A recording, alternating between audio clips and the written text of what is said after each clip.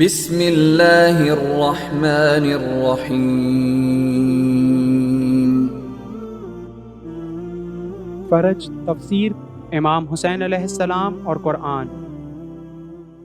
قد صدقت الرؤيا إنا كذلك نجزي المحسنين إن هذا لهو البلاء المبين وفديناه بذبح عظيم وتركنا عليه في الآخرين۔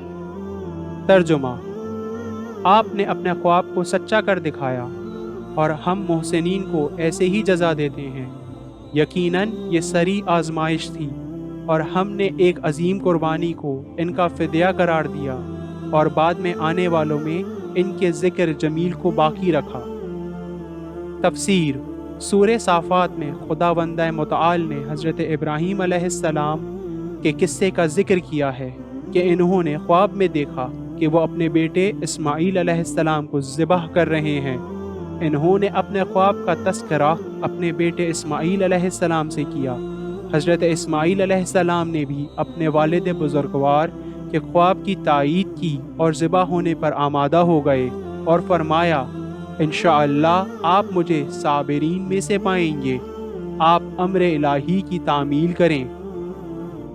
حضرت ابراہیم اپنے بیٹے کو ذبح کرنے کے لیے لے گئے اور حضرت ابراہیم نے اسماعیل کے گلوہ مبارک پر چھری چلائی تو چھری نے حضرت اسماعیل کے گلے کو نہیں کاٹا اور خدا نے حضرت اسماعیل کی جگہ گوسفند کو ذبح ہونے کے لیے بھیج دیا۔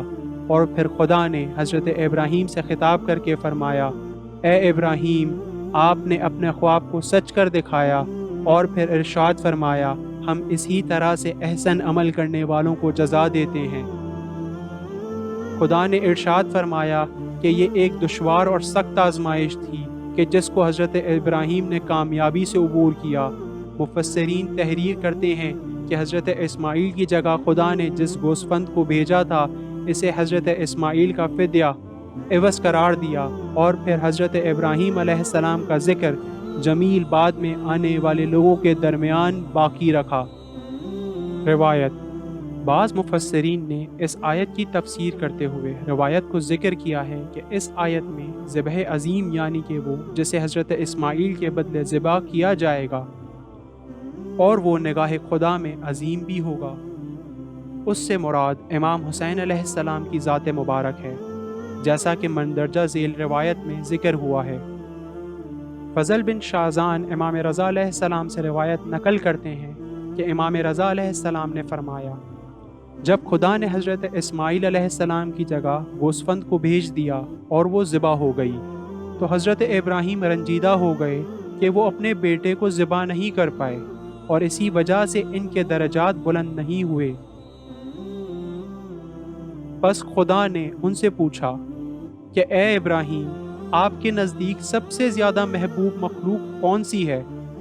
انہوں نے جواب دیا کہ اے پروردگار، تو نے خاتم النبیین محمد مصطفیٰ صلی اللہ علیہ وآلہ وسلم سے زیادہ محبوب مخلوق خلق نہیں کی۔ خدا نے پوچھا، اے ابراہیم، آپ کو اپنی ذات زیادہ محبوب ہے یا محمد مصطفیٰ صلی اللہ علیہ وآلہ وسلم کی؟ حضرت ابراہیم نے جواب دیا کہ یقیناً محمد مصطفیٰ صلی اللہ علیہ وآلہ وسلم کی۔ خدا نے پوچھا، آپ کو اپنا فرزند زیادہ عزیز ہے یا محمد مصطفیٰ صلی اللہ علیہ وآلہ وسلم کے فرزند؟ ابراہیم نے جواب دیا کہ محمد مصطفیٰ صلی اللہ علیہ وآلہ وسلم کے فرزند زیادہ عزیز ہیں۔ خدا نے فرمایا کہ ان کے فرزند کا ظلم و ستم کے ساتھ ذبح ہونا آپ کو زیادہ غمگین کرے گا یا آپ کے فرزند کا ذبح ہونا آپ کو زیادہ غمگین کرے گا؟ انہوں نے جواب دیا کہ اے خدا، محمد مصطفیٰ صلی اللہ علیہ وآلہ وسلم کے فرزند کا ذبح ہونا مجھے زیادہ غمگین کرے گا۔ خدا نے کہا کہ اے ابراہیم، ایک شخص محمد مصطفیٰ صلی اللہ علیہ وآلہ وسلم کے فرزند حسین ابن علی علیہ السلام کو ان کے بعد نہایت بے دردی سے گوسفند کی طرح ذبح کرے گا اور اس کام کی وجہ سے عذاب کا شکار ہو جائے گا۔ سن کر حضرت ابراہیم علیہ السلام رنجیدہ ہوئے اور گریہ کرنا شروع کر دیا۔ خدا کی جانب سے وحی آئی کہ اے ابراہیم، ہم نے آپ کے نالہ وزاری کو قبول کیا اور آپ کو وہی درجات عطا کر دیے جو آپ کو اپنے بیٹے کے ذبح کرنے پر ملتے۔ امام نے فرمایا یہ وہی ذبح عظیم ہے جس کو خدا نے اسماعیل کا فدیہ قرار دیا۔ خصال شیخ صدوق جلد 1 صفحہ 58-59۔